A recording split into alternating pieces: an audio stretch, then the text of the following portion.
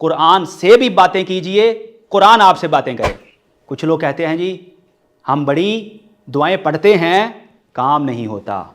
تو میں کہتا ہوں بھائی دعائیں پڑھی نہیں جاتی، دعائیں مانگی جاتی ہیں۔ ہر شے تیرے وجود کی آئینہ دار ہے، ہر شے پکارتی ہے کہ تو پروردگار ہے۔ قتل سے پرہیز کرنا چاہیے، چاہے وہ انسانی جان کا ہو، چاہے وہ کسی کے جذبات کا ہو۔ الحمدللہ رب العالمین والصلاة والسلام علی سید الانبیاء والمرسلین وعلی آلہ وصحبہ اجمعین، اما بعد، اعوذ باللہ من الشیطان الرجیم، بسم اللہ الرحمن الرحیم۔ محترم و مکرم حاضرین، سامعین، طلبہ و طالبات، آج ہمارا المیہ یہ ہے کہ ہم یہ نہیں پوچھتے دیکھتے کہ ہمارے لیے اس میں سبق کیا ہے، قرآن ہم سے کیا کہہ رہا ہے۔ قرآن سے بھی باتیں کیجئے، قرآن آپ سے باتیں کرے۔ تو یہ مومن کی، مسلمان کی معراج ہے جی۔ اس سے ہم نے کیا سیکھا اور احتساب ہم کیسے کر سکتے ہیں؟ تو سب سے پہلے تعوذ، شیطان کا واحد علاج۔ شیطان ایسا دشمن ہے نظر نہیں آتا۔ تو ایک بزرگ سے میں نے پوچھا کہ جی آپ کہتے ہیں شیطان کے ساتھ جنگ کرنی چاہیے، تو وہ تو نظر ہی نہیں آتا۔ دشمن نظر آتا ہو جنگ آسان، اور جو نظر ہی نہیں آتا نہ جانے کہاں سے حملہ کر دے۔ تو انہوں نے فرمایا آپ بھی اسے نظر نہ آئیں۔ میں نے عرض کیا وہ کیسے؟ فرمایا کہ آپ 3 دفعہ اعوذ باللہ من الشیطان الرجیم پڑھ لیں، آپ بھی اس کو نظر نہیں آئیں گے۔ تو یہ تعوذ ہے، اللہ کی پناہ میں آنا۔ جب آپ پڑھتے ہیں اعوذ باللہ من الشیطان الرجیم، تو شیطان کا واحد علاج ہے یہی۔ ہم اس سے نہیں بچ سکتے جب تک اپنے آپ کو اللہ کی پناہ میں نہ دے دیں۔ جی معوذتین، وہ 2 صورتیں جو قرآن پاک کے بالکل آخر میں ہیں، 113 نمبر اور 114 نمبر، ان کے ذریعے بھی اللہ کی پناہ میں آیا جاتا ہے، اس لیے ان کو معوذتین کہتے ہیں، یعنی وہ 2 صورتیں جن کے ذریعے آپ اللہ کی پناہ میں آتے ہیں۔ اسی میں بھی، ان میں بھی یہی الفاظ ہے نا، قل اعوذ برب الفلق اور قل اعوذ برب الناس، اس میں بھی اعوذ ہے، مفہوم یہی ہے جی۔ اللہ کی حفاظت کا احساس، تو جب آپ اعوذ باللہ پڑھیں تو پھر اللہ کی حفاظت کا احساس بھی کریں کہ اللہ تعالی ہمارا محافظ ہے، وہ ہماری حفاظت کر رہا ہے۔ اس چیز کے احساس کے ساتھ پڑھیے۔ کچھ لوگ کہتے ہیں جی ہم بڑی دعائیں پڑھتے ہیں، کام نہیں ہوتا۔ تو میں کہتا ہوں بھائی دعائیں پڑھی نہیں جاتی، دعائیں مانگی جاتی ہیں۔ اگر مانگیں گے تو کام ہو جائے گا۔ ہم دعائیں پڑھتے رہتے ہیں، مانگتے نہیں ہیں۔ پڑھنے کی بھی اپنی برکات ہیں، ثواب اپنی جگہ پر ہے، لیکن دعا مانگنی چاہیے۔ جب مانگیں گے تو پتہ ہونا کیا مانگ رہے ہیں، پتہ ہی نہیں۔ تو اعوذ باللہ پڑھیں تو اللہ کی حفاظت کا احساس آپ کو ہونا چاہیے۔ اور پھر جس کو آپ کہہ رہے ہیں کہ شیطان مردود سے میں اللہ کی پناہ میں آتا ہوں، بچنے کی کوشش کرتا ہوں، تو کیا واقعہ ہی اس سے اجتناب کرتے ہیں؟ یہ 2 احتساب جو ہر شخص نے اپنے آپ سے سوال پوچھنا ہے، کیا مجھے اللہ کی حفاظت کا احساس ہے؟ آج میں نے شیطان کی کتنی باتیں ماننے سے انکار کیا۔ جب رات کو اپنے بستر پر استراحت کے لیے جائیں، آرام کے لیے جائیں، سونے کے لیے جائیں، تو اپنے آپ سے سوال پوچھ لیں کہ آج شیطان نے مجھے کتنی دعوت دی اور کس قدر میں اس کو انکار کر سکا، اور کتنی بار میں نے اس کی دعوت قبول کر لی۔ تو یہ تعوذ کا پڑھنے کا، آپ نے جب پڑھنا ہے تو اس سے احتساب اپنا کیسے کرنا ہے، یہ ہے جی۔ تسمیہ، عہد الست کی یاد دہانی۔ تسمیہ یعنی بسم اللہ الرحمن الرحیم، آغاز کہاں سے ہو رہا ہے؟ بی سے، بسم اللہ، بی سے۔ اور جو انسان وعدہ کر کے آیا تھا، جب اللہ نے پوچھا تھا کیا میں تمہارا رب نہیں ہوں، تو سب نے کہا تھا بلا، کیوں نہیں؟ تو بسم اللہ کیوں ہے کہ جی ہر اچھے کام سے پہلے پڑھیں۔ بھائی اس وعدے کو یاد کریں، بھول جانا تو سب کو آتا ہے، کچھ تو دنیا سے منفرد کر لو۔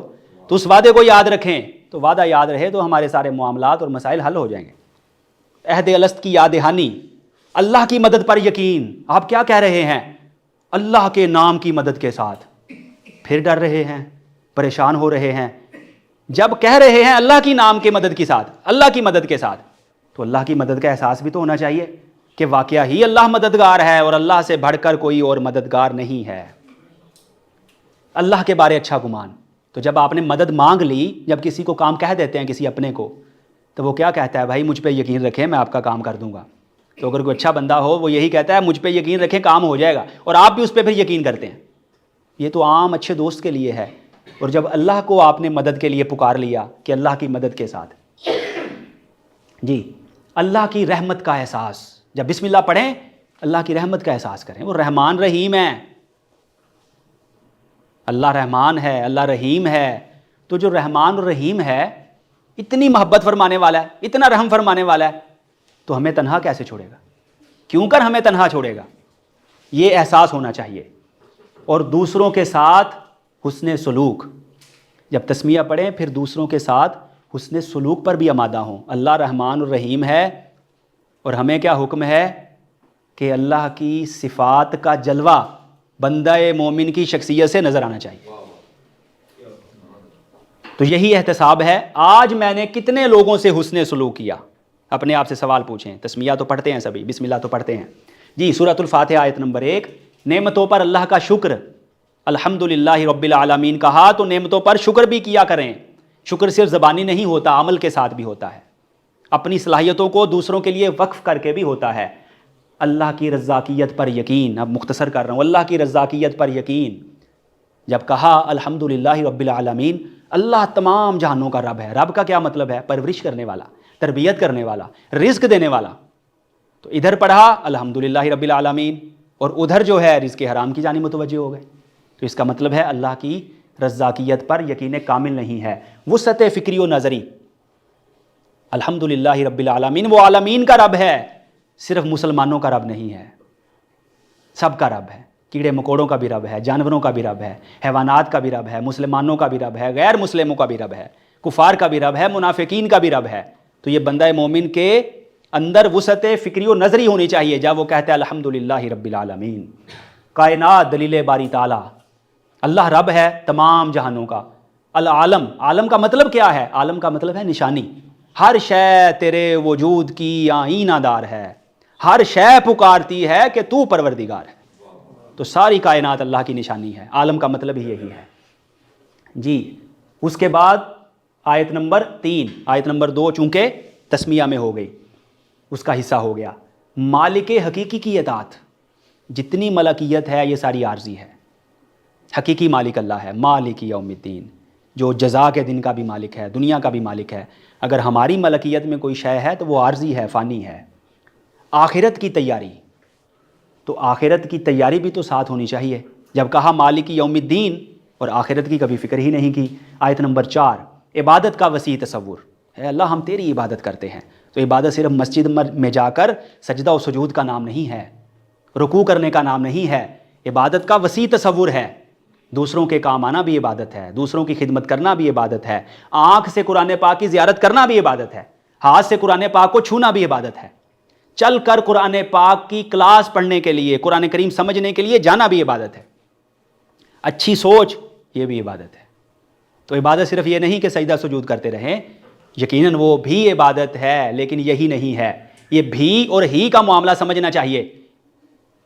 اسلام کیا کہتا تھا؟ اللہ ہی معبود ہے. اسی آیت کے تناظر میں دیکھ لیں، اللہ ہی معبود ہے. اور شرک کیا کہتا تھا؟ اللہ بھی معبود ہے. یہی فرق ہے. کفر نے کہا اللہ بھی معبود ہے، یہ بت بھی معبود ہے. اسلام نے کہا اللہ ہی معبود ہے. تو یہی فرق ہے ہی اور بھی کا. تو ہم تیری ہی عبادت کرتے ہیں، یعنی یہ نماز روزہ بھی عبادت ہیں. یہ ہی عبادت نہیں ہے کہ بس یہی عبادت ہے اور عبادت نہیں ہے، بلکہ عبادت کا وسیع تصور ہے. پوری زندگی پر یہ پورا جامع نظام ہے جو محیط ہے. جی اس کے بعد اجتماعیت کی اہمیت. آپ اکیلے پڑھ رہے ہیں سورہ فاتحہ، آپ کہیں ایاک اعبد و ایاک استعین، اے اللہ میں تیری عبادت کرتا ہوں، میں تجھ سے نہیں. سب لوگوں کو شریک کر لیں، کسی ایک ہی قبول ہوگی، آپ کی بھی ہو جائے گی. اجتماعیت کا تصور اسلام نے دیا. یہ ہے ایاک نعبد و ایاک نستعین. حقیقی مددگار صرف اللہ، حقیقی مددگار صرف اللہ ہے. باقی اسباب اور ذرائع ہیں اللہ تعالیٰ نے بنائے ہیں، اختیار کرنے چاہیے، لیکن حقیقی مددگار وہی ہے. اس کے بغیر کوئی اور مدد نہیں کر سکتا. ہاں جس کو وہ ذریعہ بنا دے، سبب بنا دے، وہ مدد کرتا ہے، اور وہ بھی اللہ کی اجازت اذن سے، طاقت سے کرتا ہے. آیت نمبر 5، ہدایت، صحیح راستے کی تلاش. جب ہم کہتے ہیں اللہ ہمیں سیدھے راستے پر چلا، تو اس کا مطلب ہے ہم سیدھے راستے کی تلاش کرنا چاہ رہے ہیں، اور یقیناً نماز پڑھنے آ گئے، یہ بھی سیدھا راستہ ہے، لیکن اس سے مزید آگے ترقی کرنا چاہتے ہیں، صحیح راستے پر چلنے کی توفیق کی طلب۔ ہم خود نہیں چل سکتے جب تک وہ نہ چلائے، اسی لیے عرض کیا اے اللہ تو چلا، ہم میں وسعت طاقت قدرت نہیں کہ ہم خود چلیں، اے اللہ تو چلا۔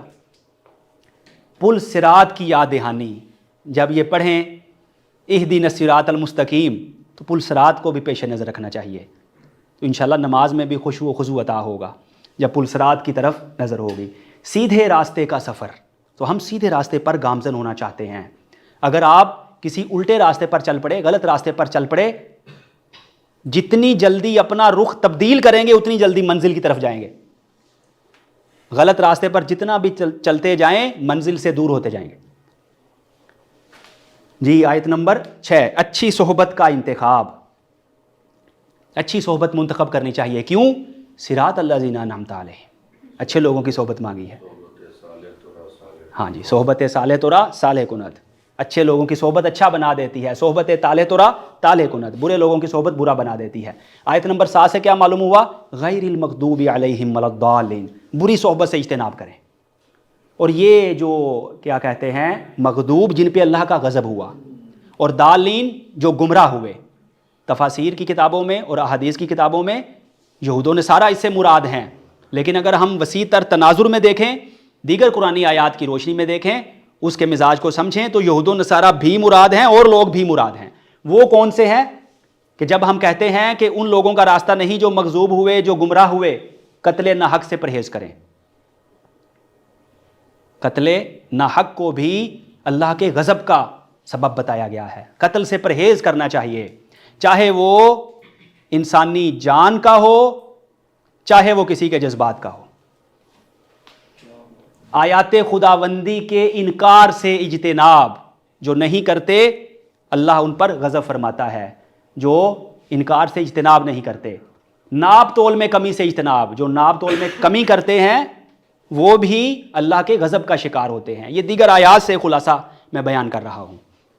ایمان پر استقامت کی دعا ہے یہ، کہ اللہ ہمیں ایمان پر مستقیم رکھ، اچھے لوگوں کا راستہ عطا فرما، برے لوگوں کے راستے سے بچا، طاغوت سے فیصلہ نہ کرانا، یعنی جو سرکش ہیں، اللہ کے احکامات کو نہیں مانتے، ان کے پاس فیصلہ نہیں لے جانا چاہیے۔ مایوسی سے اجتناب، قرآن پاک میں یہ واضح طور پر بیان کیا گیا ہے کہ مایوس وہی ہوتے ہیں جو گمراہ ہوتے ہیں، تو ایسی گمراہی سے بھی ہم نے اجتناب کرنا ہے۔ اب آخر میں احتساب، آج میں نے اللہ تعالیٰ کی کتنی نعمتوں پر شکر ادا کیا، آج میں نے آخرت کی کیا تیاری کی، آج میں نے عبادت کی کون کون سی قسم پر عمل کیا، آج میں نے کتنے اچھے لوگوں کی صحبت اختیار کی، آج میں نے اچھے لوگوں کی کتنی عادات اختیار کی، آج میں نے بری صحبت سے بچنے کے لیے کیا اقدامات کیے، آج میں برے لوگوں کی کتنی عادات سے بچا۔ تو یہ ساری باتیں ہیں قصہ مختصر جن پر ہمیں عمل کرنا چاہیے، یعنی قرآن پاک کو سب سے پہلے سمجھنے کی کوشش کرنا ہے، پھر اس پر عمل کی کوشش کرنا ہے، اور پھر دوسروں تک پہنچانے کی بھی کوشش کرتے رہنا ہے۔ انہی الفاظ کے ساتھ ہم آج کی جو کلاس ہے اس کے اختتام کا باقاعدہ طور پر اعلان کرتے ہیں۔ اللہ تعالیٰ آپ سب کا حامی و ناصر ہو، آپ سب کو سلامت رکھے، اور یقیناً جو ہے آپ یہاں پر تشریف لائے ہیں تو یہ بھی اللہ رب العزت کی طرف سے ایک انتخاب ہے کہ اس نے ہمیں، مجھے اور آپ کو قرآن کریم کی فہم و تفہیم کے لیے، آج کے لیے، اس کلاس کے لیے منتخب کیا۔ اللہ تعالیٰ سب کی توفیقات میں اضافہ فرمائے۔ وما علینا الا البلاغ المبین۔